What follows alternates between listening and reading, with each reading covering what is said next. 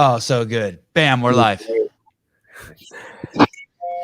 Dude, Josh, when I invited you on the show, we were doing 200,000 downloads on iTunes a week, and now we're doing like almost 350,000 downloads a week because you waited that critical 3 weeks while we went through our explosion. Great. Your It's all PR guy's a planned. genius. Yeah. That's awesome. People who are watching, I'm just like a UFC fanatic, like not like the normal guys who interview you who like know shit about the sport, but like I'm like for me it's like junk food, right?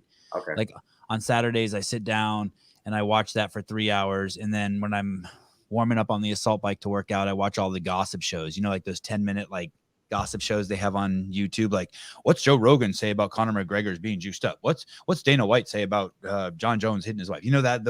All those. Not really, but yeah, no. Okay, that's me. Yeah, right. You're too busy training. And so I've been fortunate enough to dig in. I was an executive over at CrossFit. I was with CrossFit for a long time, and I basically started this podcast, and I've been parlaying this following I have and just the huge growth of the CrossFit to just talk to some of the people that I really the only TV that I watch, which is UFC. And people have been kind enough, like Aljamain came on a couple weeks ago before that, Volkanovski came on, and we've been just getting just awesome people. Nice. So I really appreciate you doing this. You are, man, you're a special cat. Thank you. For those of you who don't know, this is a guy. He's 17-2. You could probably argue quite convincingly that he's 17-1. His one loss was a decision, and it's quite questionable. And so to put that in perspective, you have someone like who's the current champ, who may be considered the great, is in the conversation for one of the greatest fighters ever. Also only has one loss, and you are, I mean, it's fair to say you are it's weird to say this because you're 36, but you are the next guy to break into that. Like all the guys above you, I mean, they're household names in the MMA space, right? For us fans, right? Yeah, and they've all that's what I've been saying. It's like all the guys in front of me, they've all fought each other, they've fought the champions, but for some reason it's like they don't fight for a year or two, they come back and they just hold their slot in the top three. You know what I mean? Like I'm constantly, I was ranked 4th in the world at one point, and then I had a small setback, and it's like I've been working my ass off to get back to where I'm at, but I'm always fighting the guys behind me. Never turned a fight down, always accepted a fight, even though you see some people say that I turned fights down. I was never offered that fight then.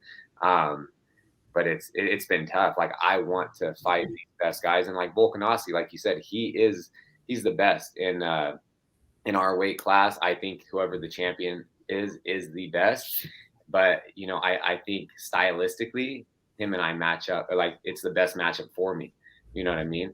And it'd be, he's a great guy. I met him once when I was in Rio when he fought Jose Aldo and beat him. But it's like, I want to fight these guys. Like I know I can, I can hold my own, and I believe I'm the best in the world. I want the opportunity.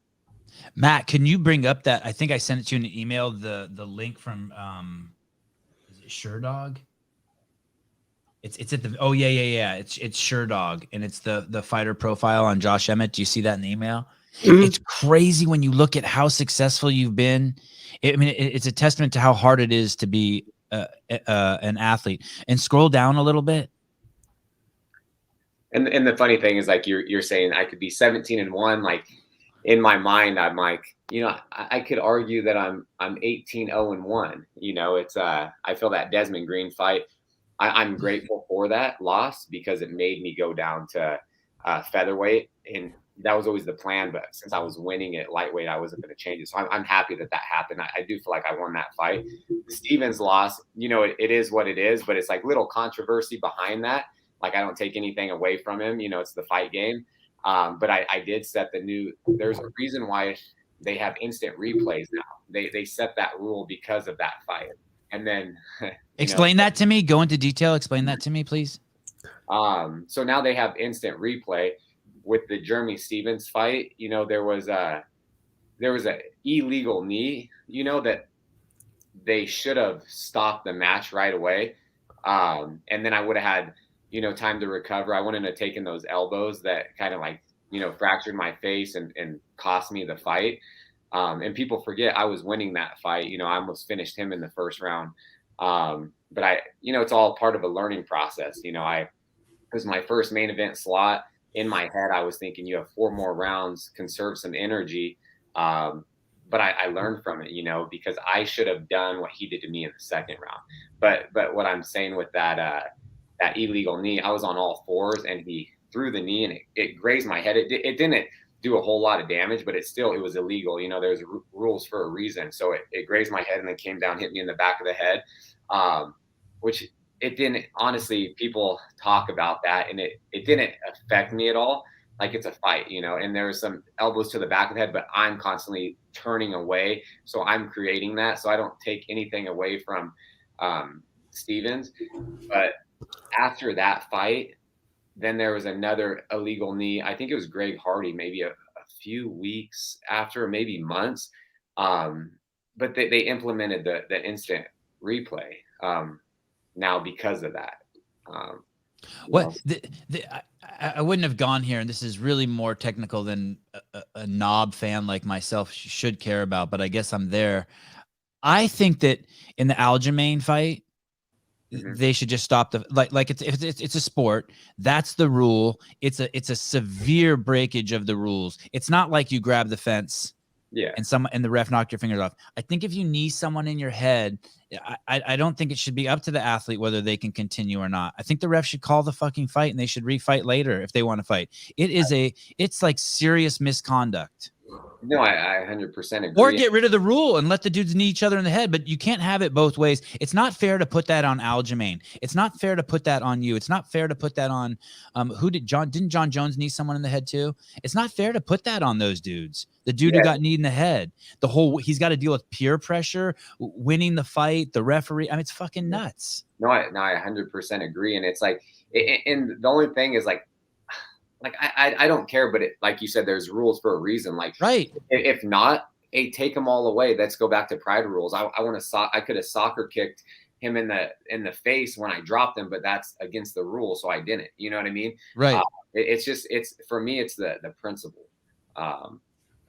If you can't enforce a rule, it's pointless. It's like that in society too. I hate to get all political on you here for a second, but like in my town, you can steal up to $950 in my town in California, or in any of these. I don't know what's happened to the whole western side of the United States, but you can break all these laws and get away with it. Like, then don't have the law.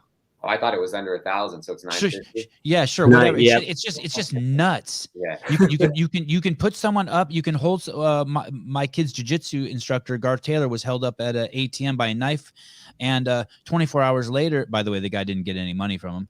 And 24 hours later, the guy's out because of COVID. No, sorry, you don't get protection from COVID if you put a knife to someone at the ATM. Yeah. Or don't have the rule and let all robbery at the ATM go on. I mean, like, so we can all show up there with a gang of people. I mean,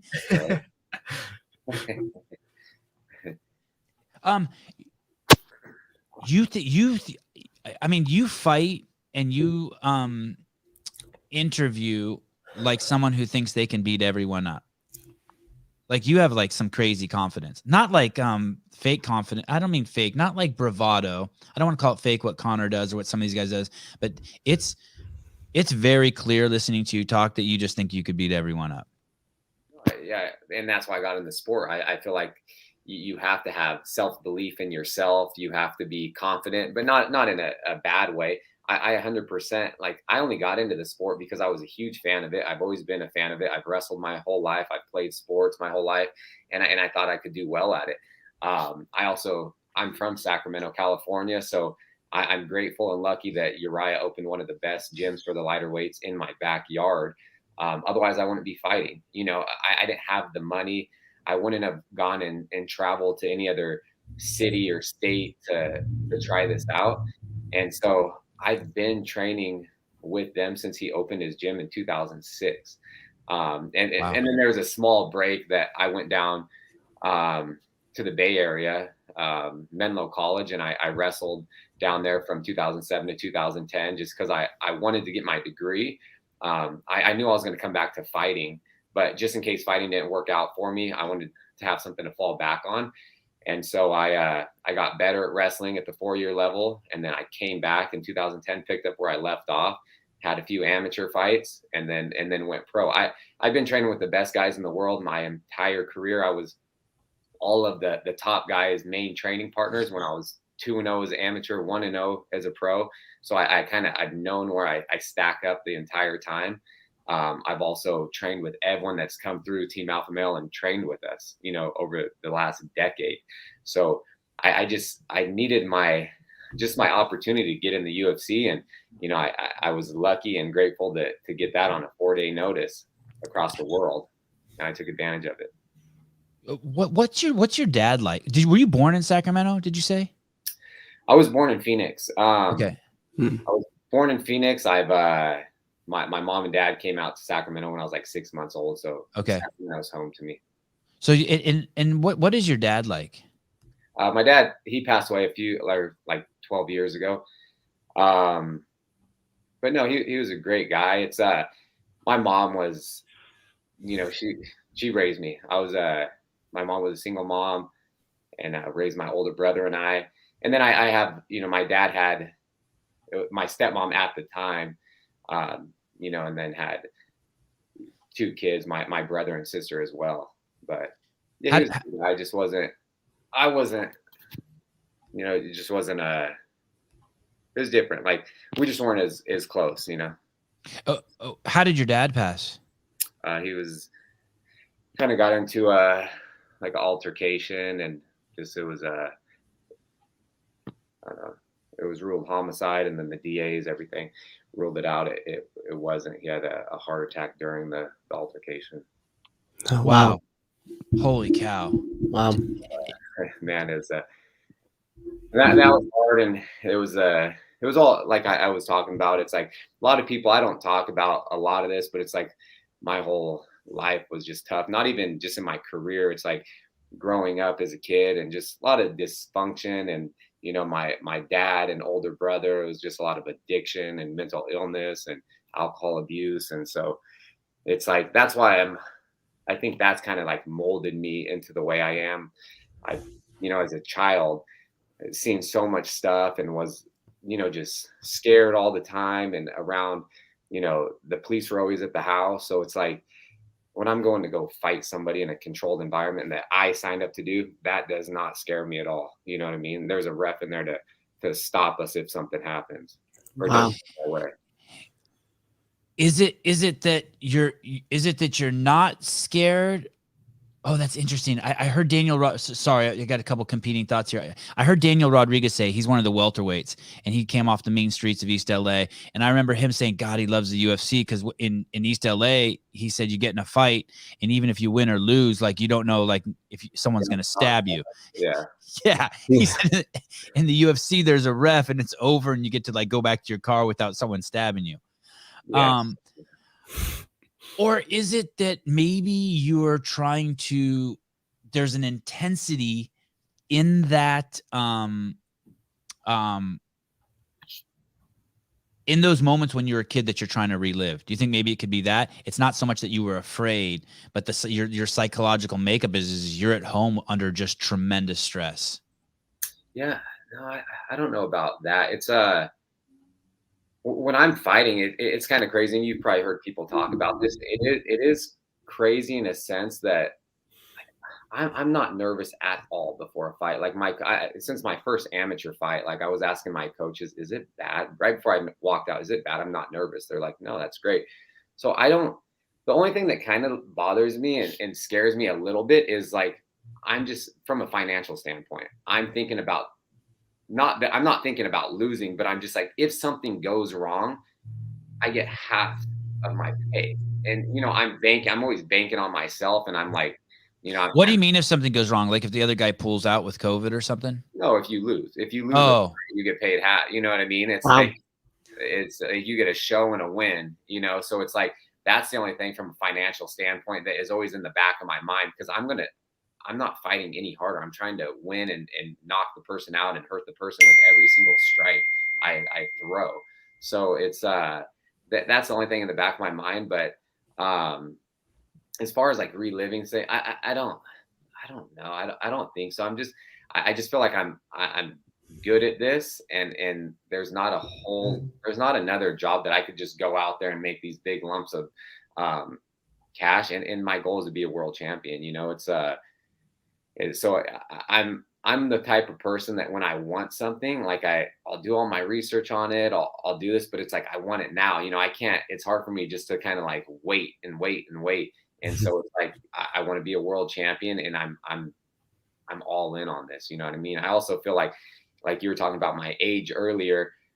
I I am older than most, but at this point, I feel the absolute best I've ever felt. Mm. I got into the sport late too. You know, I haven't taken really any damage. I'm sorry. Um,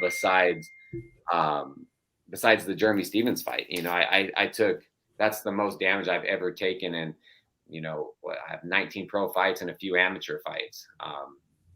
So I feel great. And I feel like I have the longevity of my career. I feel like I have a handful of years, but only maybe a year and a half to 2 years to really make a run at that title. Speaking of damage, these guys who are the 5 guys who are ahead of you in this weight class, the 145-pound class, Volkanovski, Holloway, Ortega, Yair Rodriguez. I don't know how I mean, I like Yair. I don't know. He was gone for so long. I don't know how he jumped up so quickly. And then this Chan Sung Jung, that's the Korean Zombie, right? Yep. And Calvin Kattar. These guys are like human punching bags. These guys have taken insane damage in all their last fights that I've seen. I mean, what the Holloway Kattar fight was almost uncomfortable to watch. I mean, it was nuts. I mean, so you know, if you see, and you're a toe-to-toe guy, you almost look like when you fight, like you have some, like you want to send a message. Not only can I punch harder than you, but your hardest punch can't hurt me.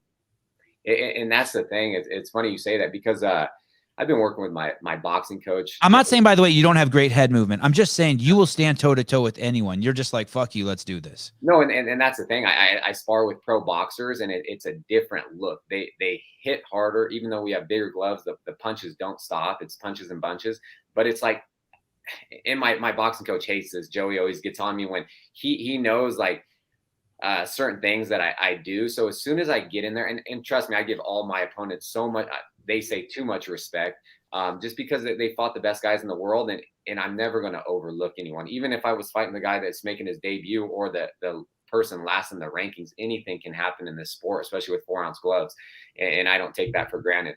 So, but as soon as I get hit by some of these guys, I just like I think in my head, I'm like, man, that's it. And then I know people can't.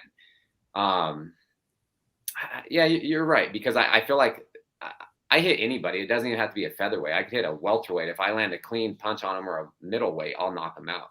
You know, I feel like I do possess a different type of power, and you know, I have good boxing. It's like, but we're fighting with 4-ounce gloves. Like I listen to some of the, I don't know, just people that say stuff or journalists, whatever they are, and they're just like talk about even my last fight, like, oh, he doesn't have the best boxing. I guarantee, come watch me at a boxing gym with 16-ounce gloves and headgear. I guarantee I have the better boxing than anyone I've ever fought. You know, if I fight him in a boxing match, but this is MMA, you know, so we have to be a lot more careful, and I'll have a lot better head movement and you know, slipping punches and countering if I was actually boxing. But I'm just kind of careful with these small gloves, and that's what it was with Ige. I gave him a ton of respect. He's a tough guy. I did want to go out there and be the first one to finish him because he's never been finished, but I thought he would try to wrestle me a lot, and I was more cautious of the takedown, so I wasn't as aggressive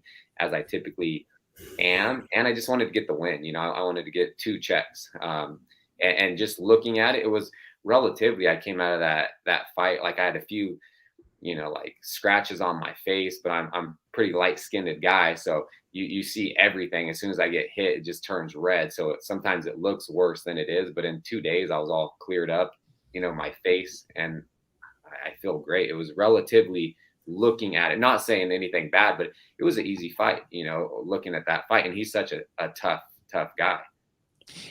Shane Burgos, can you pull that back up? I fancy myself as just loving watching human beings, loving all human beings, and being a study of just human beings. Shane Burgos doesn't seem human to me. Is he weird to be around? Like he seems like he's a he doesn't. The rest of you guys look like you're supposed to be in that weight class. He doesn't. I mean, everything on him looks long. His levers, his bones look thicker than all your guys's.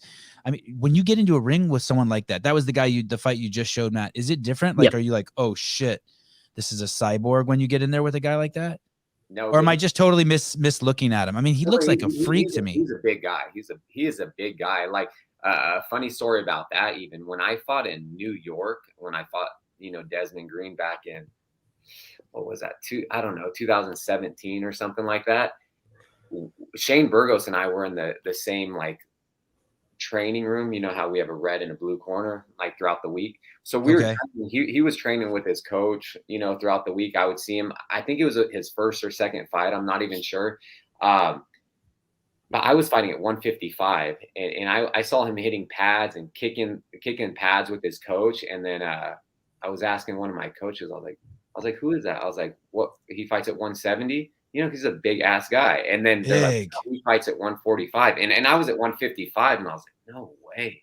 And then, fast forward a handful of years, we end up fighting each other. But yeah, I don't know how he makes the weight. He is big. I remember even when I fought him. I mean, look at his neck and the distance between his elbow and his shoulder. I mean, he's just giant. His reach, it was the longest reach. I think it's like a 75-inch reach, or what does he have? It's like 75, 76-inch reach. And he can take a punch, man. That guy can. Wow. Yeah, he can. But even like, everyone's a little smaller and just sucked up at weigh-ins. So at weigh-ins, I was like, oh, he's pretty skinny. I remember walking out, and this is weird, in the hangar, when I fought with no fans. It was like UFC Vegas 3. I was talking to my coaches. I was trying to like pump myself up, but there's no music, no fans. It's dark. I was like, oh, this is weird. But I looked at my coach and I was like, I'll warm up in the first round. And then my coach also said, because he saw Burgos running around the ring, he's like, damn, he filled out, and I was like, he looks fucking huge. And then that's like here, and then as we got closer, I was like, man, like he really did fill out. Like, I wonder what he weighed. The night we fight, because I put on a lot of weight, and I think I was like 169, 170 when I fought. I guarantee he was heavier than me. Wow. So you go from 145 to up to 170. What that's 25 pounds? Yeah. And typically sometimes I used to put on like 30 pounds in 12 hours. And then by the time it out of me, like I would, Friday night I'll be 176, and then the next day I would fight at like 68 to 70. But this fight, I was a lot lighter for this fight. So I heard like the commentators saying like, oh, I'd like to get Josh on the scale. But I think I was like mid 60s. And that was so light for me. Does that much weight fluctuation in that short amount of time like mess with you at all? Like, no, do you really feel that happen, or is it just the process that it plays out? Yeah. I feel like, cause I work with one of the best like dietitians in the country, and they're awesome. My last handful of fights, I've been with them, and it makes the cuts easy. I thought I knew what I was doing before, but until I started working with them, it's like I guess I really didn't, or I did better than most, but now it's on another level. And that's why I'm talking about, I feel the best I've ever felt in general, just because like I have everyone in play. And like I say my team, and I'm not talking about Team Alpha Male. It's just like all my, my dietitians, my coaches, my nutritionists, my chiropractors, everyone that kind of helps me along the way with things. It's like, it's the best I felt. And I feel like from I don't know, what do they say, like your chronological age. And I just, even though the number is getting up there, I'm like 36, I feel great. There is a I guess, I don't mean to put words in your head, in your mouth, but a sense of urgency in terms of, can you pull up that SureDog thing again? So you hear people like Oliveira who went like whatever, 9 fights without getting a title fight, or you have Leon Edwards with 9 now, and you have these guys. I mean, so make that smaller so I can even see more wins. If you took out the Jeremy Stevens, it's like I don't know how many fights it is. It's 1, 2, 3, 4, 5, 6. Can you scroll down more? Oh, sorry. Okay, right there. That's good. Okay, now go back the other way. From John Tuck, 1, 2, 3, 4.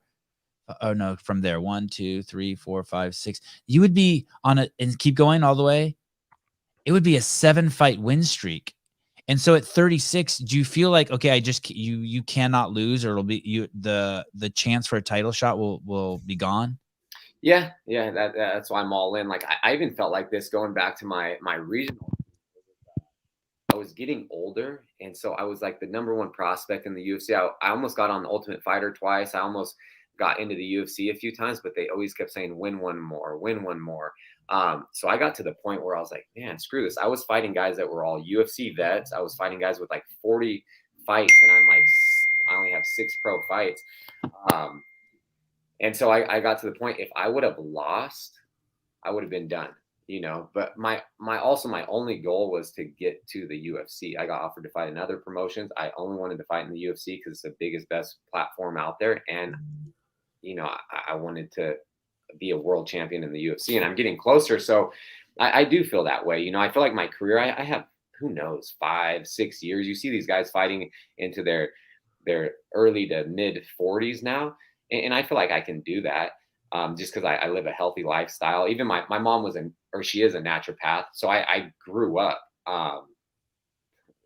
I'm grateful for that now. At the time as a kid, I was like, Mom, why can't we have this? Why can't I have this in the house, sodas or, processed stuff. But I'm grateful for it. I never went to the doctor unless I needed an x-ray or a physical for a sport. So I've lived this way my whole life, and my wife is on another level with like food. So it's like, it just helps me in general. I've been enjoying myself, as you can see, for the last like 3 weeks. I don't think I've ate a healthy meal. I bet you your unhealthy meals are 10 times healthier than the average American's meal. Yeah, that's what I was thinking too. I go kind of crazy. You were saying that you were considering maybe, I heard you on the Mark Bell podcast, by the way, him and what's his partner's name? Oh, Nsima? Nsima. Him and Nsima are amazing. Great podcast, by the way. You were fantastic on it. I was glad to be able to watch it before you came on. You mentioned that there was a time you were thinking about retiring, and your wife said, go another year. Like, tell me about your relationship with her, and like having someone who believes in you. Especially, it sounds like you had a rough childhood, and that maybe there weren't a lot of people who believed in you. Yeah, it's it's great. My wife is my number one supporter, and she's the reason why like I'm here. Like I literally couldn't do it without her. Like I get all the not recognition. I don't really need it, but everyone's always like, oh Josh, eyes on me. It's like I should pass that spotlight, put it on her. You know what I mean? Because I wouldn't be here. She helped me through everything. She's been there since the beginning, and it's like I was saying, I was gonna hang up the gloves and be done because I felt like I'm trying to chase this dream of mine. And I'm trying to chase this dream of mine because I want to get in the UFC, and then I'm like, I'm going to be a world champion. She believed in me. And when it got to the point where, I beat Christos Yagos, he was a UFC vet. He was coming, he was trying to work his way back to the UFC, and I fought him in West Coast Fighting Championship. It was for my lightweight title. I was a champion over there, and I gave him his first knockout.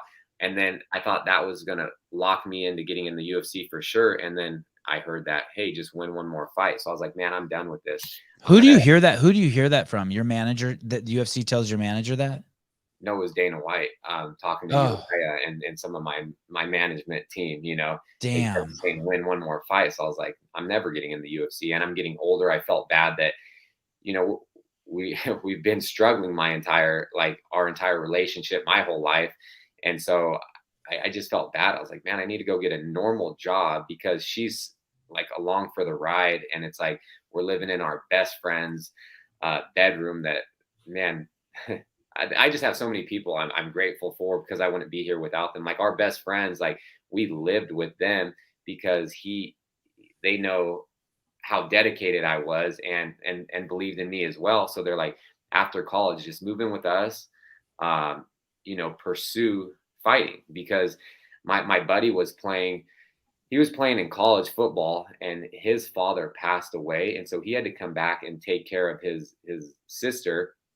He would have got drafted to the NFL for sure, because there was guys that started under him, and they're playing in the NFL now. So he would be, but he's a super humble guy, and I think he just, not regrets or anything, but I think he just knows what it's like to be in that position. And it's like I said earlier, if you're right, open the gym, I want to be fighting. But going back to my wife, she was just, when I said I'm done, I'm not going to do this anymore, I'm never going to get into the UFC. She's like, let's just give it one more year.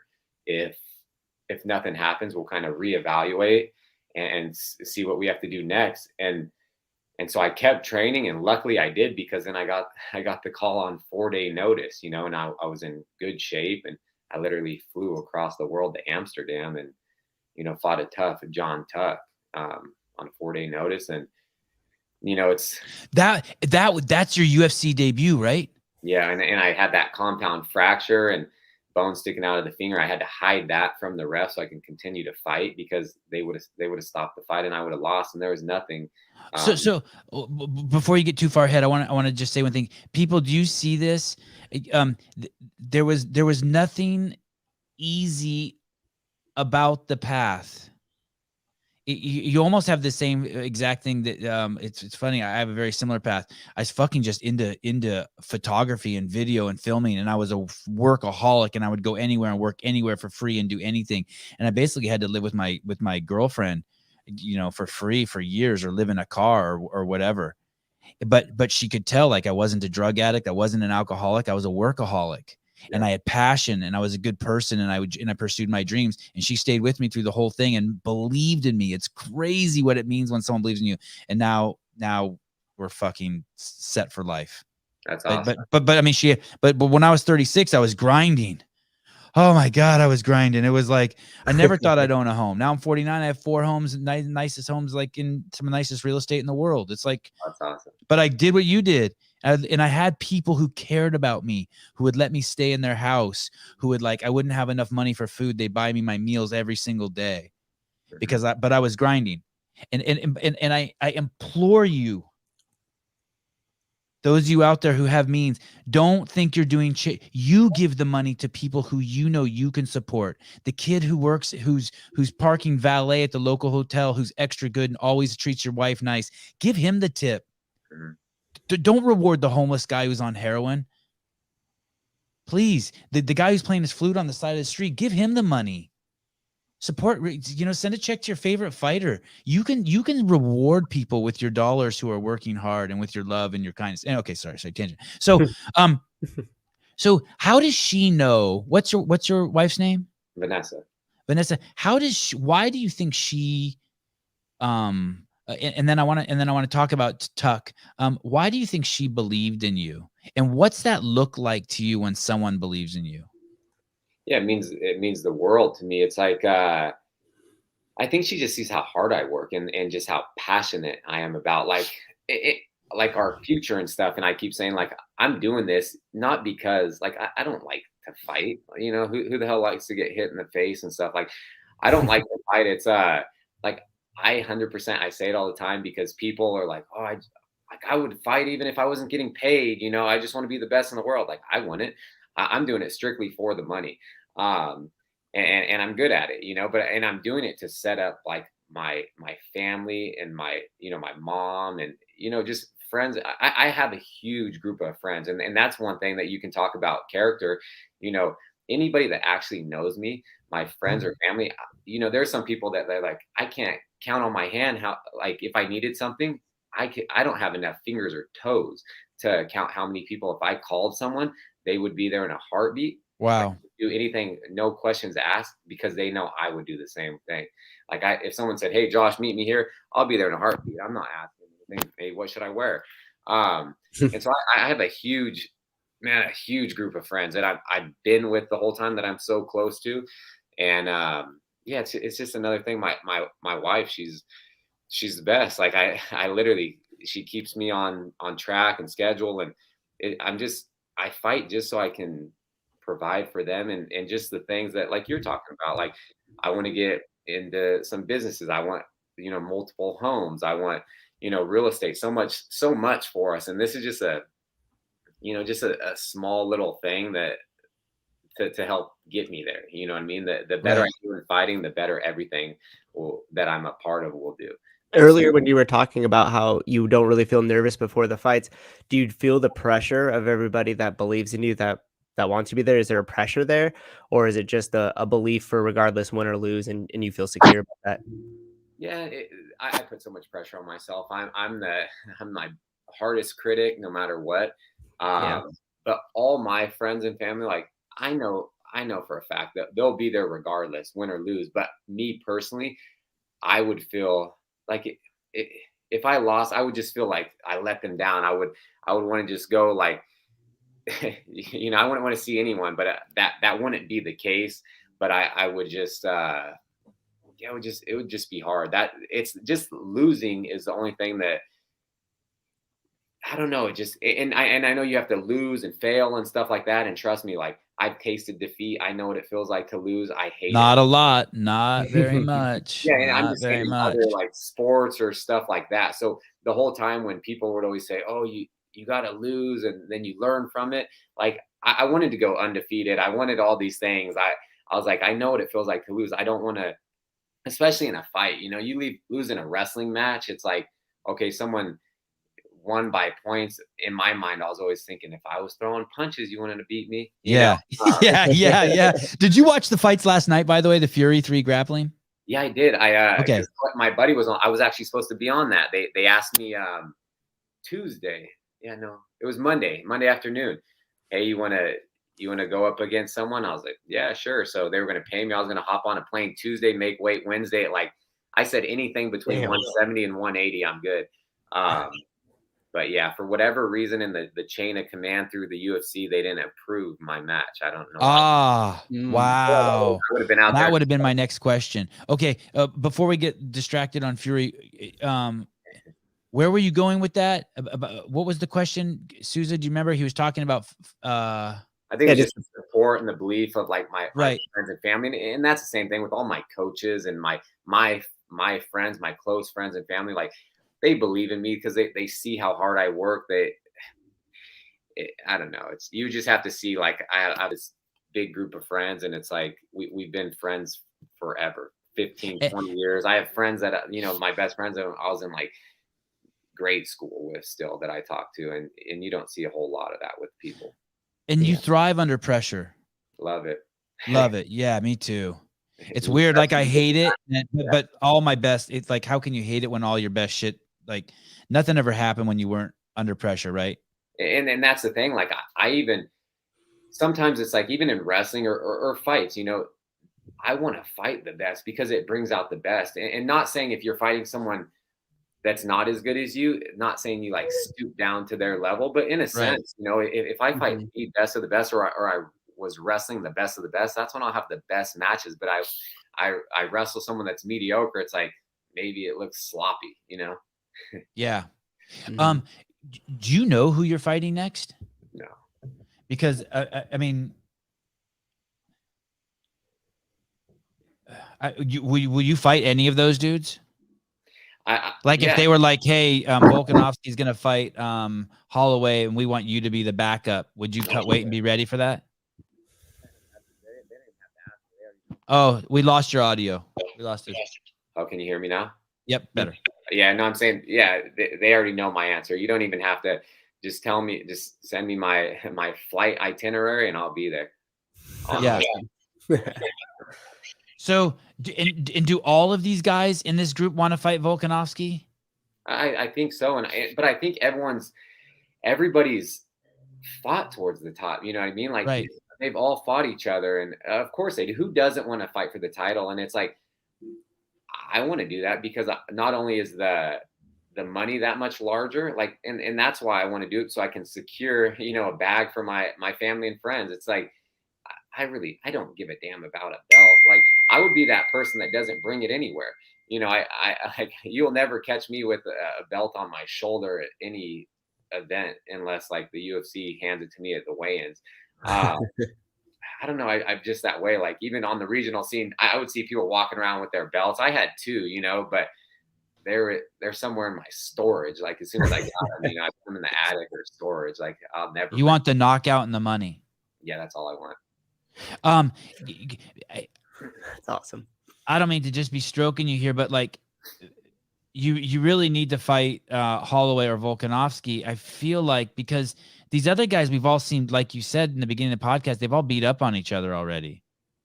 And don't get me wrong, they're the best in the world. They're there for a reason, but it's like I don't want to see you fight Calvin Kattar. I mean, I do want to see it, but I don't want to see it the next fight. I don't really want to see you fight Korean Zombie now. I'd rather like I feel like Ortega, Yair, Zombie, and Kattar have had their chance. And I feel and I know that you respect the fact that Volkanovski's the champ. I think that they're both champions. It's hard for me to take anything away from Max. I mean, it's fucking nuts. Yeah. They need to have two 145-pound classes. I mean, it's bizarre that those two guys are in the same class. Yeah, no, I agree. You know, Max he's one of the greats too. He's the best. I think it's just stylistically for whatever reason, Volkanovski just kind of has his number. But the first fight was unanimous decision, but then the second fight was such a close fight. You know, it's like you could see it going either way. And so I'm excited to see this third one, you know, and just kind of solidify, you know, really who has their number. But then what happens, you know, I don't know. It's kind of like a coin flip. They're both so damn good. You're a visual learner. Sorry, damn, we only have you for 3 more minutes. Well, we're good, man. You're good. Okay. If you got to go, you just say. Don't let me. No, we're good. Okay. You're a visual learner. You see someone do something, and do you think like you could teach yourself? Like I hear about people teaching themselves jiu-jitsu just on YouTube. Like you can do that? Yeah, I can do that. If I see something, like I can mimic it really well. As like a young child, I taught myself how to swim. I was one of those ones that was on like the edge of the pool, you know, just holding on. I don't even know how old I was. I have to ask my mom, but she said I was really young. I would sit there, and even at the time, I was kind of you know, seeking the adrenaline and excitement. I remember really young. I must have been like 1 or 2. I had water wings, and then she couldn't find me. She saw me on the high dive, like jumping off and you know, watering coming off. But anyways, going back to that, I was on the edge of a pool. Hey, that sounds so Sacramento in the fucking 80s and 90s. That's so Sacramento. For those of you guys who don't know Sacramento, high dive, not the small dive or the high dive. You know, Sacramento's fucking 20 years. It's the California's Midwest. Okay, go on. Sorry. Yeah, and so I would just see these kids like swimming underwater, and I'm just watching them while I'm on the edge of the pool, and then I just decide to like push off and try to copy, and then before you know it, I'm swimming, and then I'm like, hey mom, look, I can swim. Like I must have been, man, so young. Even with watching or riding a bike, I was watching kids like pedaling, and I had training wheels, and then I just remember our house had like a steep driveway. I just remember picking up my older brother's bike, and I'm like, oh, I'm going to give this give it a shot.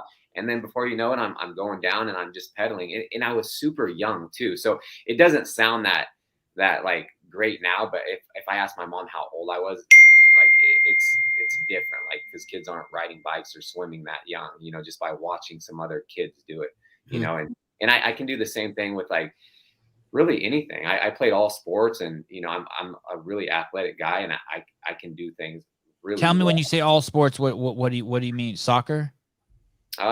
Yeah, when I was younger, I probably played a lot of things, but then I played soccer, I played football, I wrestled, baseball, really, yeah, basketball. Did you do gymnastics? I did, and that's one of the things too. I did acrobatics. So my mom had. Normal people do gymnastics. If you're going to be a UFC fighter, you do gymnastics. Just like I bet you there's a correlate between fighters and steep hills on their street. They probably all learned how to ride a bike going down a steep hill. Okay, like my acrobatics. You know, my brother and I had to pick a sport, and so my brother picked Taekwondo, and then I was going to do that, but we fought all the time at home, and you know, he was beating me up and stuff. So then she didn't want that because she thought we would be fighting in Taekwondo class, which we probably would have. So since he was older, he got to do that. And then my mom said I couldn't do it. And I was so upset at the time. I must have been like first grade or something. And so she's like, we have to find you another sport. And then she found me acrobatics. I was like, I don't want to do that. It was just she got you a pink tutu. Put this on, Josh. It wasn't gymnastics though, so it was just floor exercises. So so I did that, and I think that a lot of my strength and success comes from that. Like, I was tumbling at a young age, and I was going to all these regional and national competitions too, and there'd be like 2 of us or 4 of us, and I was like the little guy they'd throw up, and I was doing all these flips and stuff. But as like 3rd grader, I had a 6-pack, and I was just this ripped little kid. And so I think that helped a ton with my balance and all that, and just was like a foundation to everything I've done, where it comes from. Like most sports I've played and I can do well, but I excelled at wrestling. And in high school I was playing football, wrestling, and I was going to play baseball too. But at the time I just wanted to kind of hang out. So I just went to football and wrestling. And then my junior and senior year, I just focused solely on wrestling. And now as I'm older, I'm like, I regret that. But why do you regret that? Well, just because I wanted to play multiple sports at the time. I just want to hang out with friends, but what's the age difference between you and your older brother? He would have been, he passed away last year. But yeah, it was like 4 years. Did he pass away from substance abuse? He was murdered. Oh my goodness.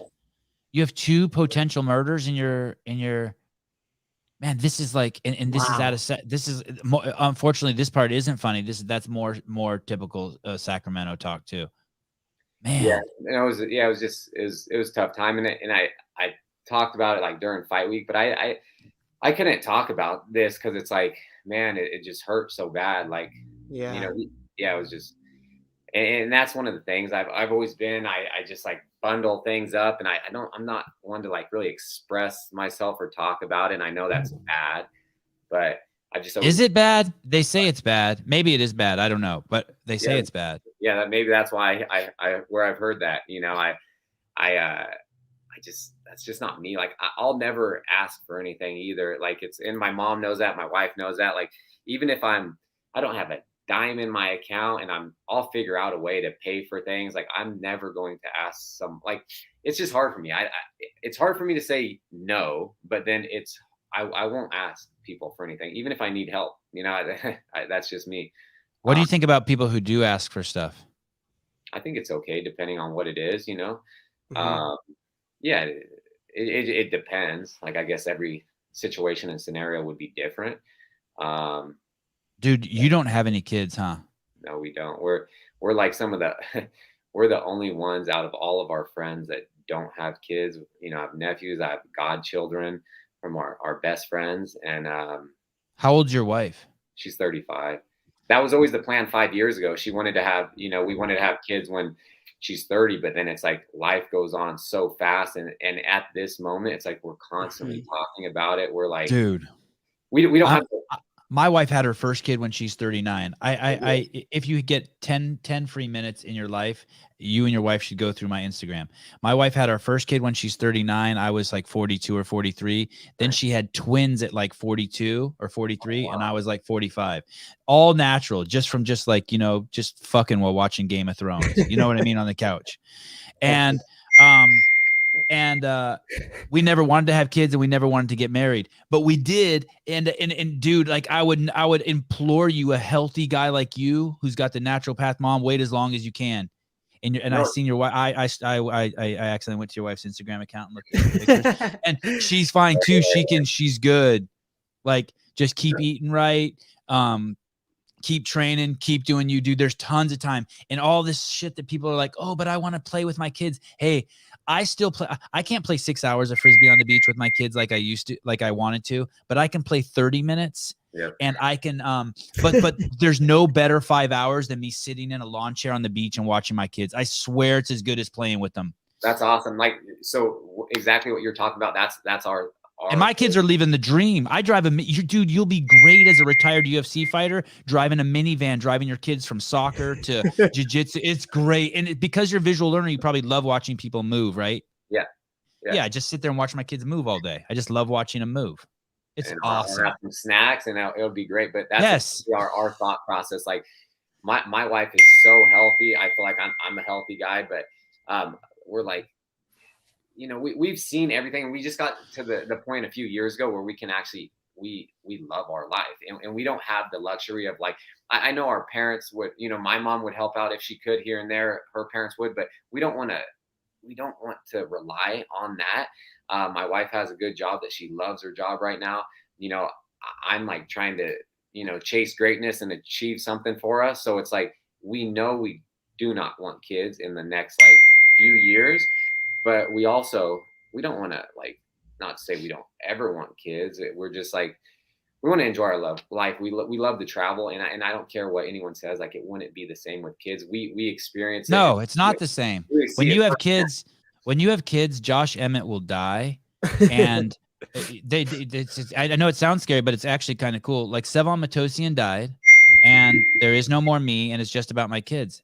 And you start life over again. It's kind of weird. I was like you. I was with my life. We were with my wife. We were cruising, living the dream. Had all more money than we could spend. Life was easy. We both just worked our asses off. We'd bought a house. We never even moved into it. We still lived in a shitty 400 square foot apartment because we were too busy just living our lives. And then you have kids, and the whole thing starts over again. Like everything. Like, it's nuts. But don't feel rushed at all. I see you at 36 and being like, okay, he's on perfect pace. He's got 7 more years till he has his first kid. And it sounds like you said your wife's 35. Yeah, she's 35. She'll be 36. You know, the beginning of the year, I'll be 37. Yeah, but you're good. I'm telling you, I'm like, she's so healthy. Like she eats better than I do. Like, yeah, she is. It's like, it's crazy, you know, and yeah, she's way better than I do. I eat on her level only during like a 8 to 10 week camp because I have to. Right. How many times could you fight in 2022? Like, I want to fight as much as I can. Like, I want to be as consistent as possible. But it also depends now that I'm getting higher in the rankings. I think it gets a lot tougher because, you know, just because I want to fight a few people in front of me, I want to fight for the title. So it just depends. But on the regional scene and early in the UFC, I was fighting as much as I could. You know, I think when I made my featherweight debut. What does that mean? Give me like as much as you could. Every 2 months? 2-3 months, I was fighting. Like, even for West Coast, I was fighting every 3 months. Every time they had a show, I was on the thing just because I was trying to make money and you know, get my record a little better and stuff like that. Even when I made my featherweight debut, I think I fought 3 times in I don't know, like a 4-month period. I fought in October, December, and February. You know. Wow. And then I had that hiccup, you know, in February against Stevens. But if I would have won that, I would have turned around and fought again, you know, a few months later. I just try to fight as much as I can, and as long as I'm healthy. You know, so now there's a game you're playing, I guess. You don't want to. You're within striking of the belt, and so why risk fighting a guy who could get a lucky punch in below you and set yourself back? But that's my career. Like, look at my last 4 fights. I fought people. Everyone's behind me, and it's a huge risk. But I'm banking and betting the house on myself. You know, but now I'm getting really close to where I want to be. So I want my next fight to be for a title eliminator, or like you said, if there's something that happens, I need to just get back in the gym, and I will next week, just in case something happens, because you never know with this sport. And, right. You know, if I'm not close to weight, because I'm never close to weight, but if I can get to a place where I know I can make the weight and something happens, like I'll take any opportunity there that presents itself to me. How much do you weigh right now that Josh Emmett we're just staring at? Like 100, probably 180, 179. Oh man, you hold it well. Holy cow. This guy, Dylan Vowell, is an amateur fighter. Huge fan of the show. Dylan, thanks for the $4.99. I'm gonna spend that this afternoon on coffee. Your Josh, your first pro fight was relatively later in life. Did you hear any concern from others that maybe it's too late for you to make it? Yeah, there's a lot of people, you're always going to hear like the naysayers and doubters, and that's the reason why they are where they are. They'll continue to be online tweeting stuff or sending you stuff, or you know just doing stuff from the couch. They won't ever make it. Yeah. But yeah, no, of course. I think I had my first amateur fight when I was like 26 or 27, but Wow. Wow. And had you ever even fought in anyone before then in your life? no, little things here and there, or like scuffles, not like a fight, just standing there fighting somebody. You'd I- never been in a 2-minute fight before then? no. It was just like a bar fight or just a playground fight or something? Yeah, something, little things like that. Parking lot. Someone took your mom's parking spot and they had to. You had to tune them up real quick. Exactly, but nothing like, yeah, fight. I just knew I could do well at it. So yeah, of course I heard that, and then What do you mean you knew you could do well at it? How do you know? Don't you have to get punched in the face to know that? Like, well, how do you know? I've boxed, I've trained MMA, I've sparred, I've done everything. Okay. I don't know. I just really felt like I could.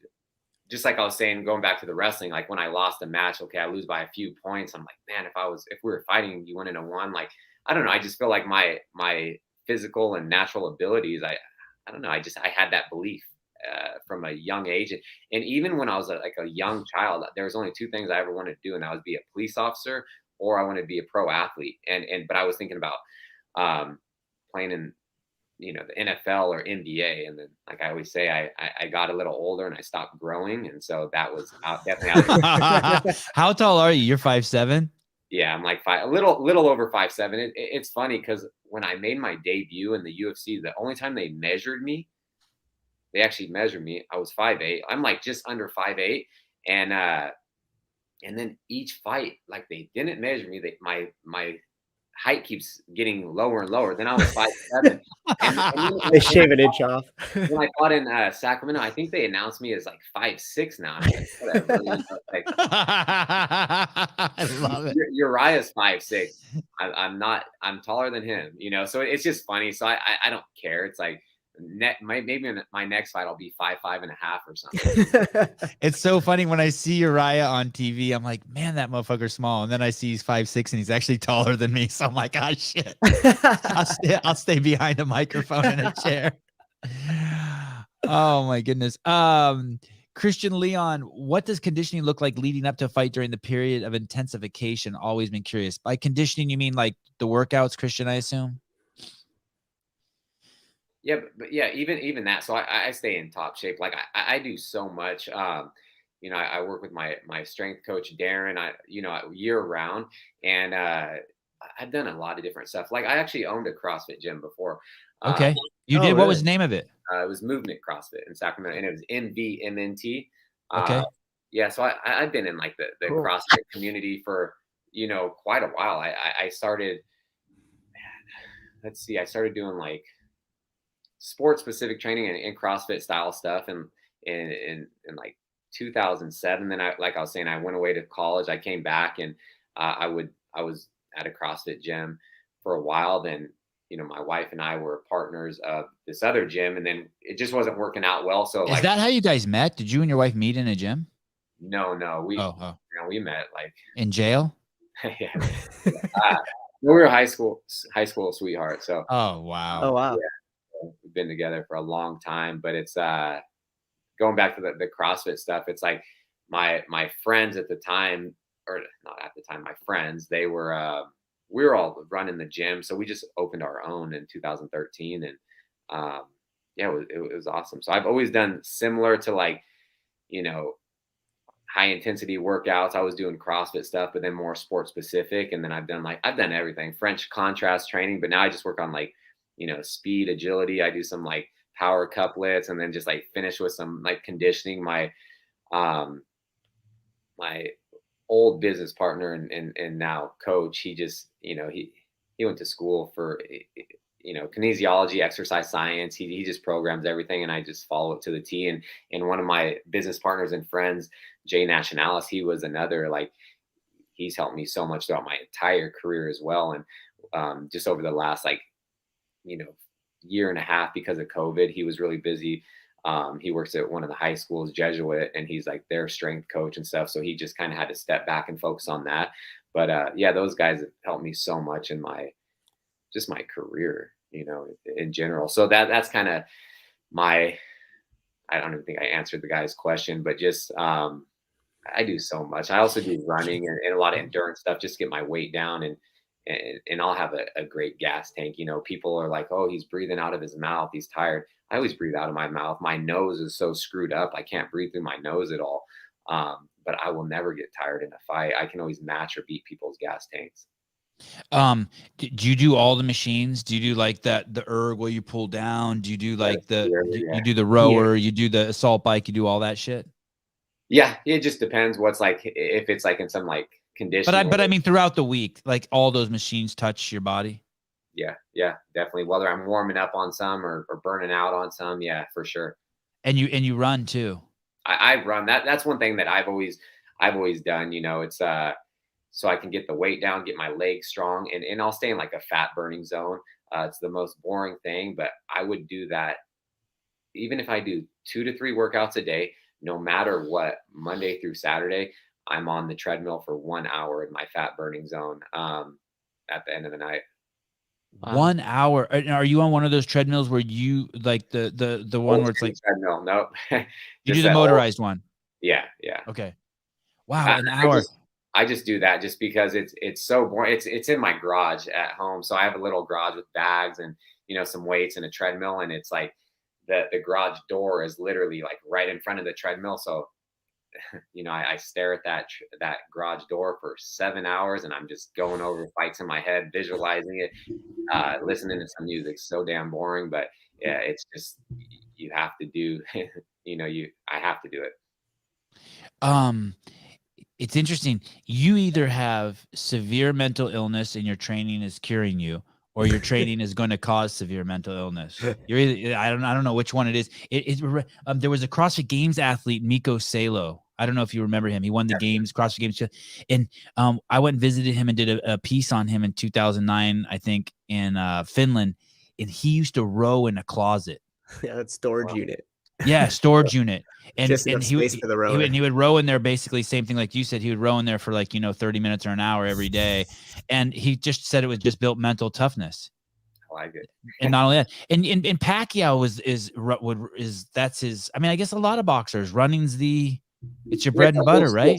And some people are like, oh, running doesn't get you, it doesn't help with fighting. I'm like, it'll help with my conditioning. Like, I will never be tired. My legs are always strong. It's like the fight is easy. It's a potentially 15, maybe 25 minutes. I fought 25-minute fights multiple times on the regional scene because I was a champion in an organization.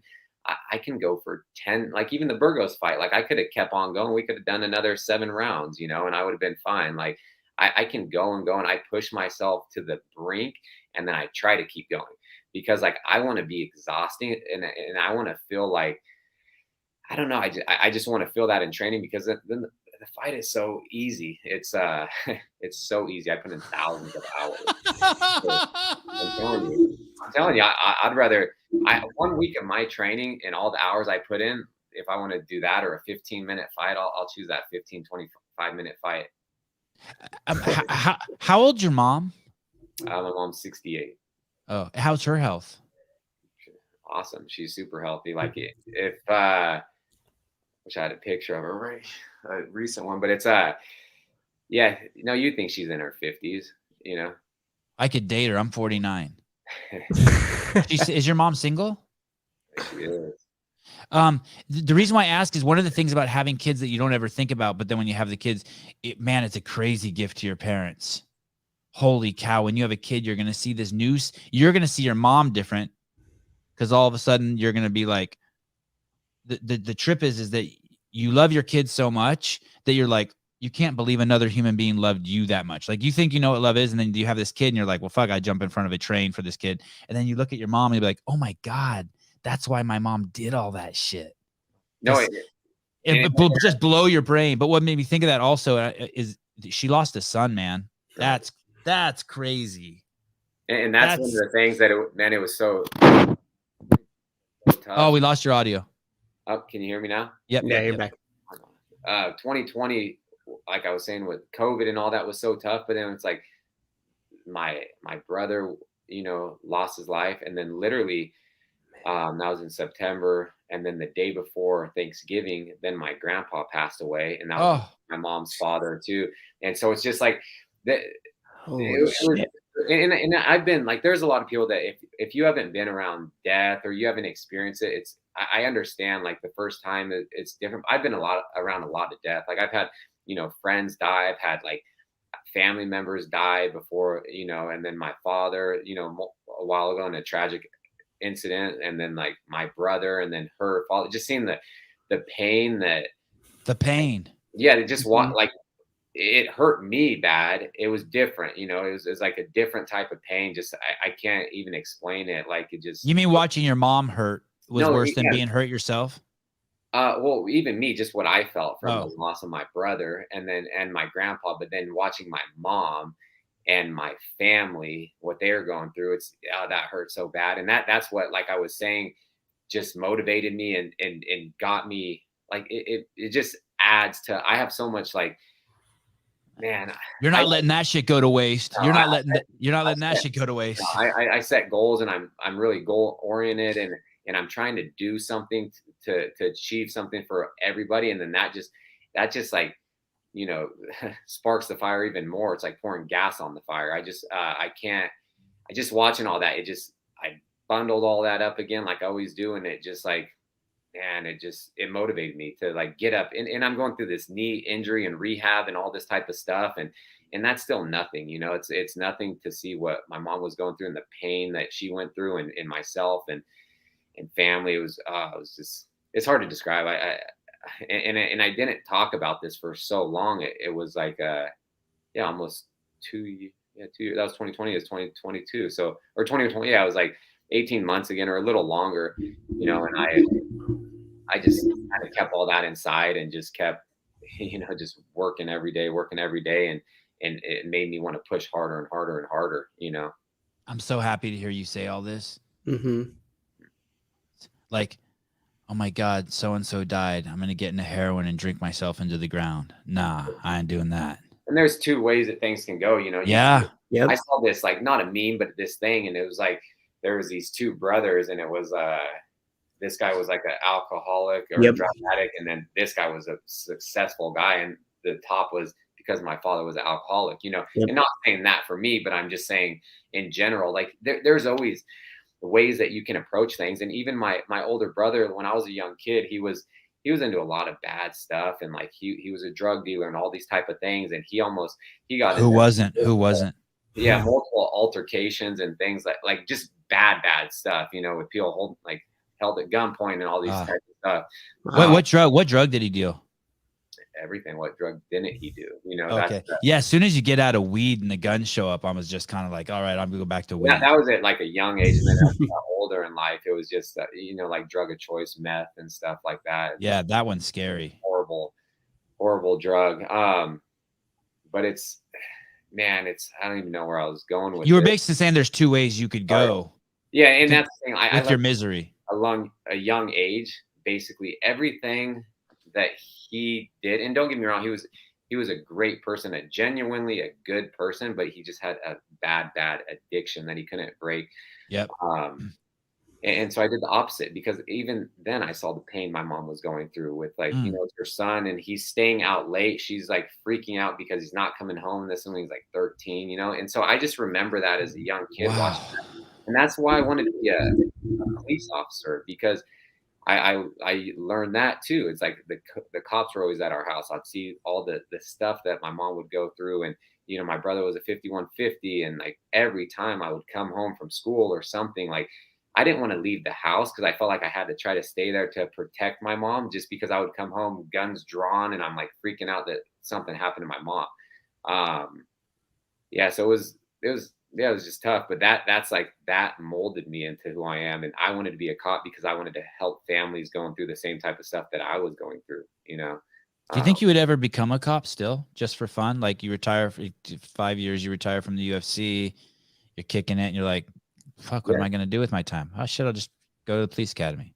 I would do it, and that's one of the things I'm grateful. I went through the Sacramento Police Academy, or not academy, but the hiring process. I did everything. You know, I passed the oral boards. I was like, I scored the highest. I was waiting for a job offer, and then they had some budget cuts. So at the time, they, budget cuts, so they weren't hiring. So I was grateful I didn't get in because I wouldn't be fighting. I would be a cop right now. Because that's my goals in life: a cop or a pro athlete. And It's such a shame the way society has decided to treat cops.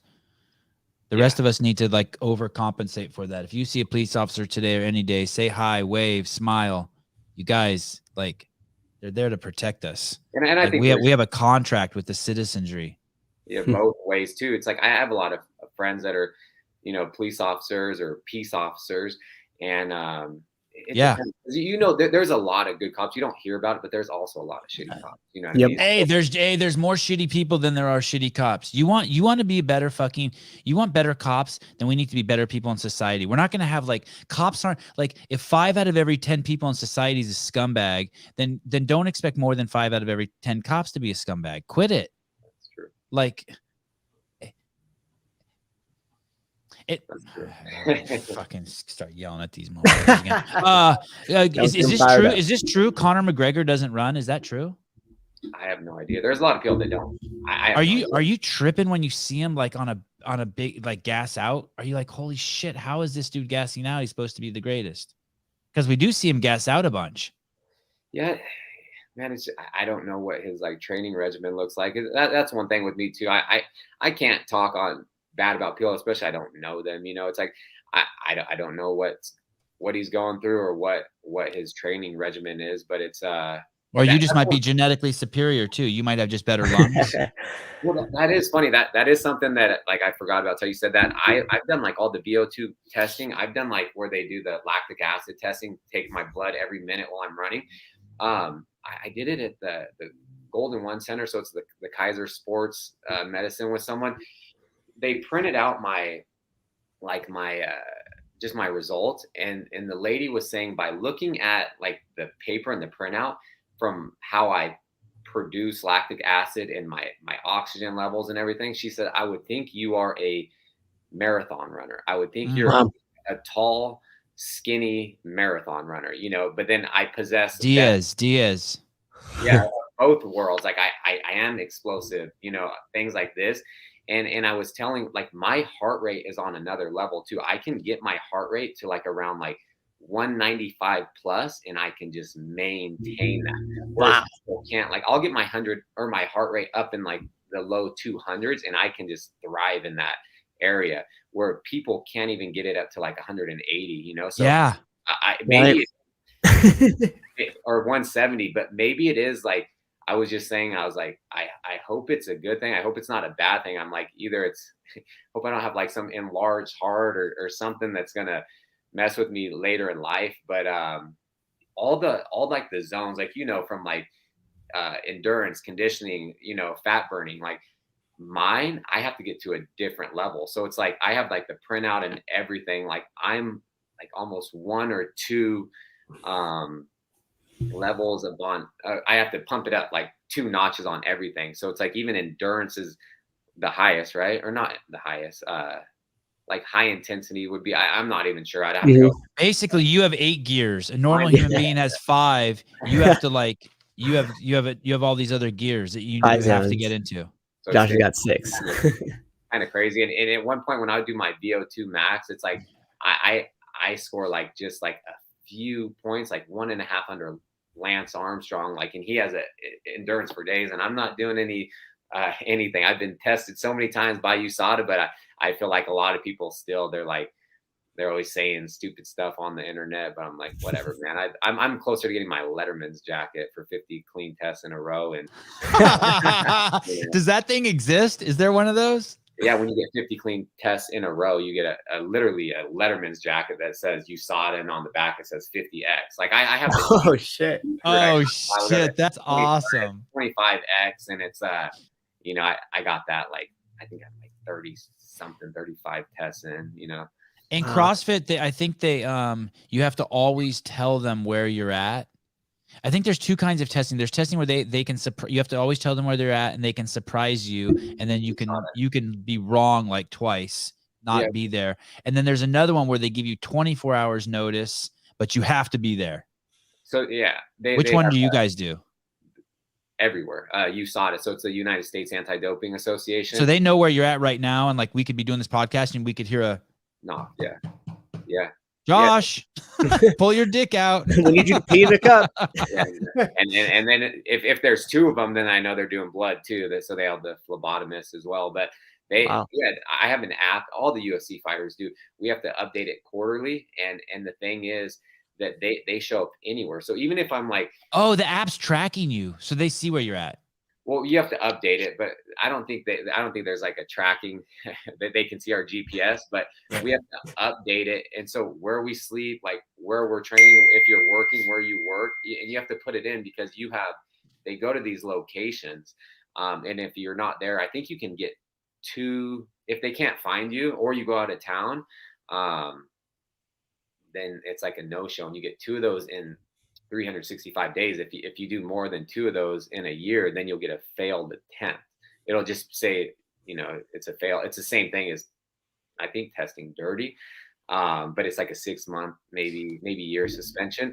So like if I'm going out of town, if we're gonna go out of town next week just for a few days, like up the coast, my wife and I, it's like I have to go back into the app because I already have it for the quarter, but I have to put my hotel and the room number and everything where we're going to be at, and they could show up there, Yeah. Have they ever showed up at like 5 a.m? Because one of my buddies who competed in the Olympics over the last year said that they've showed up to sometimes at like super early in the morning.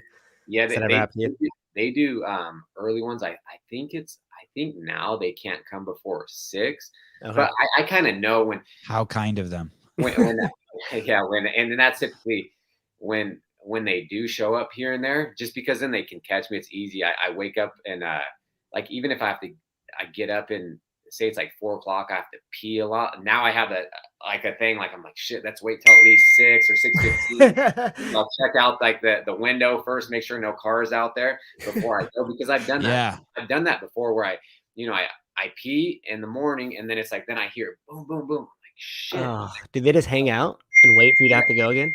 Yeah, they'll hang out until you have to go. So it's like, What if they came like at 6? What if they came like really early and you still got the morning wood, and you're like, hey, you better stand, and you're like doing one of those ones where you like got to push your penis down, and you're like this, and you're like, yo, you better stand back. You gotta angle it off. You gotta angle. Yeah, you're like trying to lean forward. You're like, I can't push it down anymore. Can I get a hand here? yeah, that hasn't happened yet.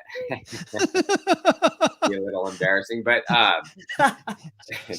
Big old dollop of white shit comes out. Oh, sorry.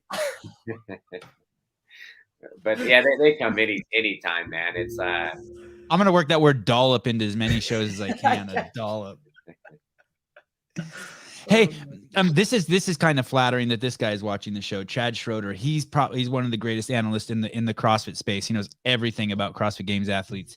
I don't know why he's not a commentator. He must not talk so good because his brain's full of all the shit. The Burgos fight was insane. This guy's a true student of sports, by the way, Chad Schroeder. The Burgos fight was insane. So impressed with how you kept going after first round injury. What happened? I don't remember that. In the first 19 seconds, I tore my ACL. Oh, yeah, complete tear, and then I tore my MCL. Baker's cyst ruptured. My femur and tibia fractured because they hit together when the ACL snapped. That was 19 seconds into the first round, the fight. And that's when I saw you say that when your ACL tore, there's some sort of slamming of the femur and tibia that was so hard that it snapped and they just hit together. And I think that's normal too. But when something like that happens, and so it was just a small fracture on my femur and tibia, but it was the stability in that ACL was on another level. Like, for one, it hurt. It was right when the fight started, and I didn't have stability, and he was targeting that leg, and I couldn't. So in my mind, that wasn't like the performance I wanted, just because I couldn't do a whole lot. I fought a really good fighter on one leg. A great fighter. He's so good. Yeah, and so that's the thing. It's like he could be a champion in another in any other. And I think he was. Yeah. Yeah. Out of the UFC, he's fucking terrifying. I mean, he's terrifying anyway. But even answering Chad's question, it was oh, you kept going on. Yeah, it's my mentality, it's my mindset. Like I work with a mind coach too. I've talked about him several times, Joshua Manuel. He's a fight mindset. Like he's a phenomenal guy, and I think it's just before I even worked with him, I would visualize so much, and I've always done that, throughout my life. And like I said, for me trying to achieve what I want, and this is it's a rough sport. I'm literally willing to go, and I don't just say that, because like I will go through whatever I need to do. That was the compound fracture of my finger in my first UFC fight. That's the worst injury in the history of UFC, hand injury, right? The hand injury, yeah. And I read that somewhere. That's the worst. Oh, I had to hide the bone. That's the bone. I had to hide that while I'm fighting. I had to hide that behind my back. I got kicked in the cup, and the ref stopped, and he's like, "Are you okay?" And I put my hand behind my back, and I said, "Yep, go." I just wanted to keep going because it was in the third round, and there was a few minutes left or something. I didn't want to take a chance of losing that fight, but it's the mindset I have. I'm willing to go through hell. I will. I'll go through whatever as long as I get my hand raised, So that hand injury we just saw, is that your finger broke going the wrong direction and the bone popped out? Exactly. Yeah. I went to go parry or block a kick, and it must hit at the right angle, and it just snapped my finger in half. Like it was literally hanging on by the back of the index finger, like the skin. Like it was completely just open, and it hurt. And then during the fight, I looked down at it right after that happened, and I saw the bone. I was like, oh shit. And then again, I looked at the clock, and I'm like, oh, you only got 90 seconds. Just keep fighting. You'll be happy. And that was against Tuck. That was your UFC debut. Yeah. Yep. In Rotterdam in the Netherlands. I kept thinking he kicked my finger off too. So every time he would kick me or hit me, I would block it. And then literally my finger would flop all the way back and hit the glove. But I kept if it would have fallen, if you would have looked on the floor and seen your finger, you wouldn't have been surprised. I didn't care if I was losing my finger. To get my that would have been crazy if so badass. Get it off. It was literally hanging on just by literally a little bit of skin on the back side of my finger. Were you afraid when they unwrapped it that it was gonna come off when they were unwrapping the gloves in the hand wraps? It was just flapping there. So yeah, it was painful when I was taking the glove off, but it was just sitting there. You don't have an obligation to tell the ref, you can hide it. That's legit. You don't get if you want to weigh out, yeah, tell the ref or tell the doctor. But I mean, afterwards, they're not like, hey, you were supposed to tell us about this. No, we don't have an obligation. Even my knee, I knew something was seriously wrong, and I'm like, there's a reason why, people in the NFL or anyone that tears their ACL, they don't get up and finish the down or finish the quarter. They're carted off. I fought for 14 and a half minutes with a complete blown out knee. The UFC is barbaric. Fighting is my favorite sport. My only sport I watch is barbaric. What does barbaric mean? Am I using that word right?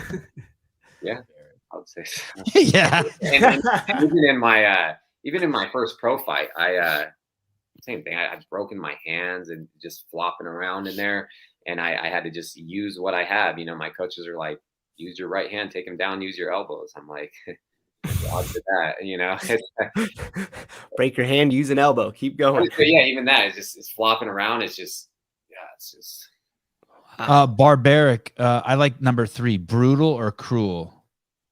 And then number 2 is marked by crudeness or lack of sophistication. I don't know if it's crude or lack of sophistication, but maybe a little lack of sophistication. I have bones sticking out of my hand. I keep fighting. It might just be stupid, me blown out, still fighting. But that's what I was saying. If I was making these, no, probably not. I was gonna say if I was making millions of dollars, you might not have seen me come out in the second. But that's just me. I can't I won't give up. I can't, because then I have to live with that. So it's like, even with the injuries coming out and stuff like that, everyone would have been understanding, but I wouldn't have been, because I would have known deep down inside that I quit, I gave up, and it would just tear me up inside. Damn. Mm-hmm. When would you find out who you're going to fight next? That's one Do thing. you or do you know and you just can't tell us? I'm No, hoping that's I have no idea. who's And your manager? Lloyd Pearson. So I'm managed by Vayner Sports. So Okay. Gary and AJ Vaynerchuk's management. Oh, Oh, that's cool. that's new, right? They're new. Yeah, I've been with them for about 18 months. I was with Lloyd, my manager. He was at a different management, um, company, and then this has kind of been in the works for quite some time, and he finally pulled this together, and so I just kind of followed him over there. And can you like just call? What if like you just call him after this show and Yeah, find out who you're that's going to fight, and then text me on the side? Let's do. I'm going to talk to him after the first of the year. So probably next week. I'll just, we've been texting here and there, but we're going to get on the phone, and I just want to see kind of what the game plan is moving forward, and yeah, kind of see what the plan is. In an ideal world, they give you how many weeks notice? Hopefully, I would like 8 or so, but at least 8. But So does that mean we wouldn't see you fight until March? possibly? I was hoping to maybe fight in sometime March, April. Okay. I was hoping to fight on the March 5th card. That's always a huge card in Vegas. It's an hour flight for Mhm. me. It's the day after my birthday. But I don't know what's available and whatnot. So I am going to talk to him and kind of see. Yeah. Just see What's March 5th? Is that like the fight week thing? No, that's in July, but those are always some of the biggest. Like, even I set goals with that. They always have a huge card around December, New Year's, and that's the one I fought on, even though it was a few weeks before New Year's. And then it's always right around my birthday, March 3rd to March 6th. They always have a huge pay-per-view fight in Vegas, and then International Fight Week is around July 4th. So just some cards I always wanted to fight on, and so I checked off the December one. I've always been wanting to fight around my birthday. And then I will fight International Fight Week too. So just some goals of mine, but nothing. They're just big pay-per-view cards. Is O'Malley in your weight class? No, he's a bantamweight. He's 35. Yep. Oh, because that would be a fun one for you to fight, just because then it would get you so much recognition. And then I'm looking here, Cater is fighting Giga Chikadis sometime in January, right? Yeah, January 15th. That's the next fight. That's the next UFC, I think. Man. And do you watch any of these fights? I'm not what? I watch them all. You do? I've been a fan of the sport. I was like watching this with my best friend back in like '99 before it was mainstream, getting the pay-per-views and stuff like that. So I've always been a fan. So unless I have something going on, or even if I'm at a wedding or something, I'll still pull it up, and then I'll get like a big crowd behind me at a table, and we're taken away from the the reception. But yeah, I try to watch most of the fights unless I literally am doing something where I can't. Especially guys in my weight class, I try to. I definitely watch the guys in my weight class, because you never know, like if I'll be fighting them soon. I always brag to anyone who will listen about how great I am and how great my podcast is, and and I especially to the other fathers in my kids' jiu-jitsu class. And I was bragging to them the other day that you were going to come on the show even before you had agreed. Oh, and one of them had said that they had just trained with one of your instructors in Hawaii. Do one of your instructors was he lying, just trying to like one up me? No. Or do you have an instructor who has a gym in Hawaii? Yeah, Felipe Braggio. Yeah. And you can only train there in a white gi or something? Oh, is that Felipe lives in Kauai. He just opened his gym out there in Kauai. So is that your guy? Do you train with that dude? Yeah, no, he's awesome. Yeah, he's been with he's helped me since the beginning too of my MMA career, and yeah, he's an awesome friend and coach and everything of mine. And yeah, he moved out there with his his wife and 2 kids, and he's a Brazilian guy. He's from I want to say he's from Rio, I think. And then he's been out here. He has a gym in Sacramento that he's coming back from Kauai like every 4 to 8 weeks, just to kind of like check in, stay here for a week, and then he just opened his gym out there. If that's who he's talking about, I'm assuming. Yeah, that is it. And I recognize the name when you said it. And that dude just keeps upgrading. He went from Brazil to Sacramento, and now he's moving to Kauai to retire. Yeah, he's been all. It's kind of crazy too, because he's one of those guys that, he speaks multiple languages and has had a cool little life so far as traveling goes. Portuguese, English. He lived in like France. He speaks French. He speaks and he's been all over the place. He's like, oh yeah, I lived in Spain for a few years. Like I lived in France for Paris for 4 years. I'm like, geez, like, and he's young. He's like in his early 40s. Like, I know Team Alpha Male is insane. There's an insane pedigree there. Uriah Faber, the whole crew. I know you got the Stockton guys over there. You got the Diaz brothers. I know that you have access to just insane dudes. But if you go inland 90-minute drive from your house, you also have access to where Daniel and Khabib and Luke. And do you ever go there, or are you ever tempted to go there and play around? I have not. It's that's one thing that I haven't really cross-trained like a lot of people, just because I'm from here. I go to the gym, and we've had a lot of people come through the gym. I mean, and you have insane people there, by the way. I mean, look at these guys. I mean, no, and they say how lucky we are, yeah, just because our gym is so structured. But I have like years Cody. and years ago, Danny Castillo, my coach, and I, and like we had we'd go down to Stockton, and we'd cross train with like Nate, and Nate's an awesome guy, and a lot of guys there. I think it was before he fought Gray Maynard. So that's a long time ago. But before I was even in the UFC, Danny and I were going down there to kind of work on some wrestling with Nate. But yeah, I haven't really got to cross train. And don't get me wrong, I would love to go down there. And I've seen Nate around, and I'm like, man, I got to get down there and come into your gym and just roll with you. And he's like, anytime, like same thing, like anytime he wanted to come up here. But I know certain people, they just don't, I don't know, they don't have good relationships with certain people on our team, and vice versa. But it's like, I just treat people how they treat me. What did you think about, sorry, now I'm really just geeking out. What did you think about Rob Font and Jose Aldo's fight? Yeah, I thought it was a good fight. And it's, Jose Aldo, he just kind of, man, that guy is so good. I thought Rob was going to retire him. You never know how it's going to turn out. And then the way Aldo came out, and just, it was wild. It was a wild fight. Font's a great fighter, and a good dude. Like, he came out and trained with us, I want to say like 8 years ago. And, I've seen him at the PI here and there. It's oh yeah. Do you use the PI? I did when I did my ACL surgery. I stayed out there. My wife and I lived in Vegas for 2 months, and I did, PT with Heather and Bobby and all them, like twice a day. I was doing strength with Bo. Yeah, it's an awesome facility. They have some yeah, I think the best PTs in the country, and they have great strength coaches, and everything is, you have access to it. So it's really nice if you actually live there, I say. Because you can get, your food for free. You got supplements, and we can get supplements as well. And you can get like the best physical therapy, and they just have, it's like a state of art facility, with. I think like Aljamain basically lives there. He's like, yeah, he loves it in Vegas, right? And just, yeah, he goes back and forth.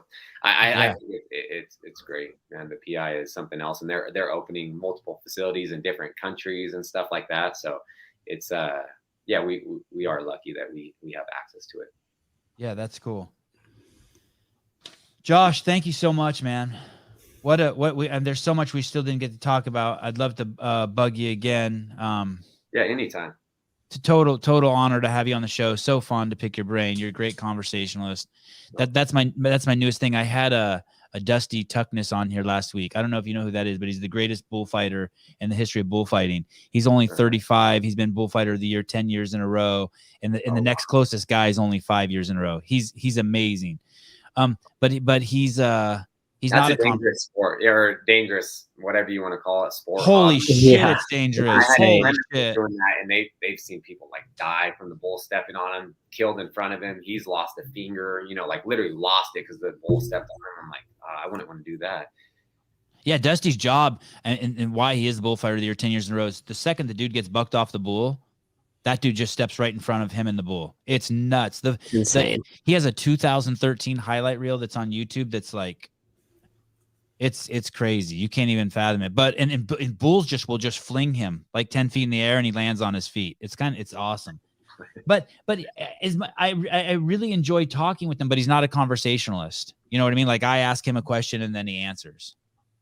He's not like, yeah, and then my finger was flopping around on the ground and shit every time he's not like adding, like I gotta like but he's great. Then Dusty, if you're watching, because I know you're at home with a broken leg, I love you. You gotta come back on. We're not a conversationalist. You could have your own podcast, is what I'm saying. That's what everyone's talking about. They're like, you need to do a podcast. You need to do this.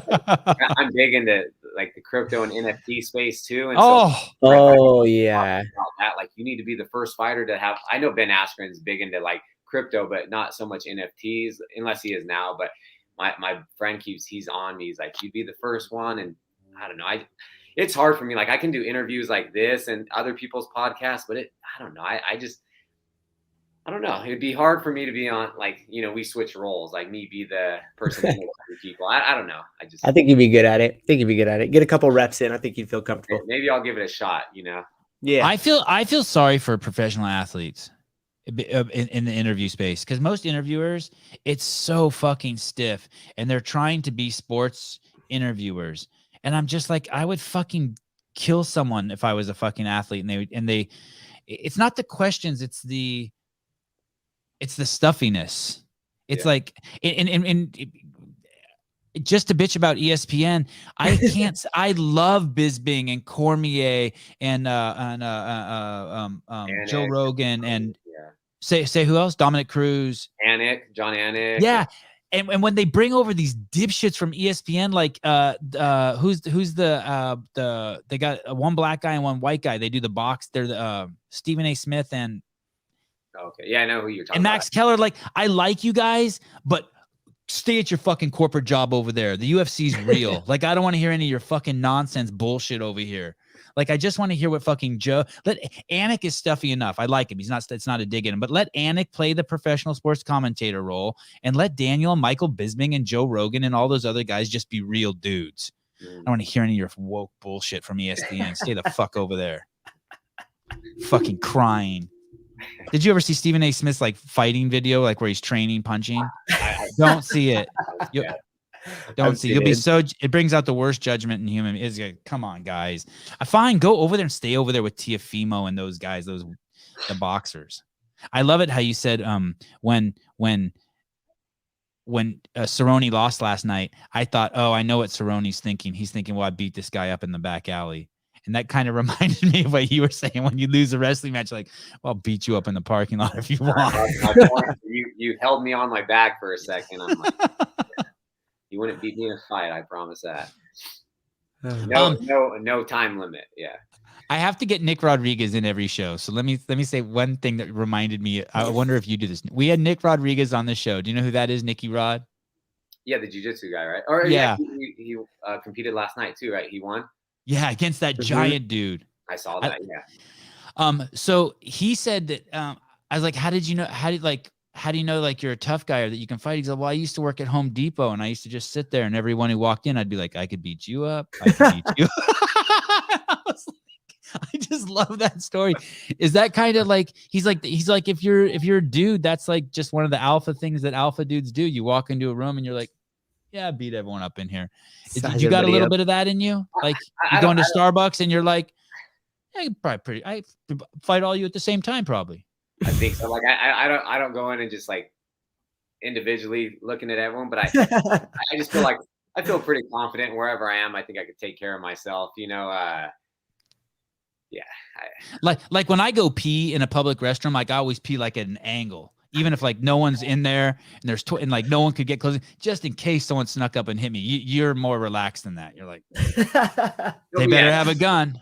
I don't want to get like, blindsided or something. And that happened to me a long time, like not a long time ago, but even in '08 when I was in college, I was just in a bad, or not even, it was a bad situation. And just me being me who I am, I walked outside and I saw this huge guy getting beat up by these big Tongan guys and like kicked in the face. Other guy hitting him. He was out cold. And so I just, without thinking, which is kind of stupid, I ran over there, threw the guy on top of him into a car. And then this huge Tongan guy's coming at me. I'm like, shit, I'm going to have to fight this guy. So I'm thinking, as soon as he gets close, I'm just going to just drill him right in his chin. But then he was with 4 other friends and I got sucker punched. And then they were doing that to me, broke all this stuff. It's like, you had your jaw broken? Yeah, wired shut when I was, it was my first year down at Menlo. It was like the summer. It was all messed up. But even doing that, I would have done it again. Cause I was in the, not the ER, but what's the, like urgent care? Not urgent. No, it was the hospital. It was Stanford Hospital, but it's like a department of like the hospital where like ICU? OR, but yeah, the ICU. I was in the ICU because it was pretty bad, and like where you go if you have COVID and you're 400 pounds overweight. Yeah, so I went to the ICU and I was fine. I had a broken jaw, like that's why I have this big old scar on my forehead from that, because my face just hit this concrete, and I was out, but I guess I was still fighting from what the witnesses said. I was still fighting, and this is in '08, but it's I was out, but I was still fighting. Warning on my feet, to all future crazy competitors. The guy that was in the hospital, he was in a neck brace, and he was like I think he was a Tongan guy. So it was like the Samoans were beating up this Tongan guy, but he was a big guy and he was in a neck brace. His face looked like someone beat it up with a bat. He just had lumps and stuff all over. And the cop was saying that if they find the guys, they're going to arrest him for attempted murder. And they were saying that he's lucky that I did something because they think he would have killed him. Oh, in there. And so even that, like what I went through and all that, just it sucked. Don't get me wrong. Like that was a horrible, that's kind of a crazy story. I'll tell you a quick thing about it, but I would have done it again, because if the guy would have died, like, and I hopped in and I just had a broken jaw and the guy lived, I'll do it again. But this was right before 4th of July. And I was, so my mom loves fireworks. She's coming down to the Bay Area. After this happens, I get released from the hospital on 4th of July. Broken jaw still. I haven't had the surgery yet. They're going to schedule it for next week. All the pharmacies closed, so I couldn't get like pain medication. And I guess I had a bad concussion too. I didn't realize at the time, but I couldn't get pain medication. My mom is there kind of freaking out. I'm all banged up, broken jaw still. And I'm like, oh, let's go see some fireworks. Like this is good up here. And my wife was upset that I'm doing this and driving us around. But I ended up doing that just so my mom could see the fireworks. And then I come home and I'm like throwing up because I'm in pain. This is later on, but my jaw's broke. So I'm throwing up. That hurts like hell. Because this side was broken. How do you throw up with your jaw wired shut? There's just like it wasn't wired shut yet. Oh, surgery was the next week, but this side was shattered. This side was broken, in half. And so I'm throwing up and like that, and it hurts so bad. And then my jaw gets stuck. It's like I can't shut my mouth. So after I'm throwing up, it's like stuck. I'm like, and I have no pain medicine because the pharmacy's closed till the 5th. Did it get stuck open because it was cramped, or because like bones were blocked, broken bones? Something it couldn't shut, but after a while, like I just shut my mouth. It was just that just reminded me of it. It was just like I forgot about all that till you brought something up. It just took me there, but it's a South Park episode. Wow. Your mouth just stuck open and just vomiting like a fire hose. That was another painful thing, and then I'm sitting there just like in pain and agony until like literally the next morning, and then I can get because it was bad. So they gave me like the liquid Oxycontin and stuff like that. Wow. And then that kind of helped, but that was a tough, I guess you could say like 16, 18 hours. There's this pain medicine. I don't know what it is, but they can inject it into you. If I heard the name, I think we would all know what it is. But my wife was in so much pain one time. With an infection in her knee, and I just remembered that she was vomiting, like just being in so much pain, you're vomiting, and they injected her with this shit. Like, God, what was that? Wow. was like an anti-inflammatory, or was just like a pain? It's some Ketamine? crazy hard narcotic. It's some crazy, wow.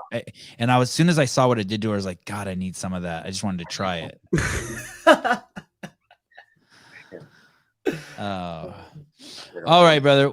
You are in my Google alerts, Josh Emmett. I don't know if you know what that is, but anytime anyone writes anything about you in the press, I get an email. So I will know the second you have a fight.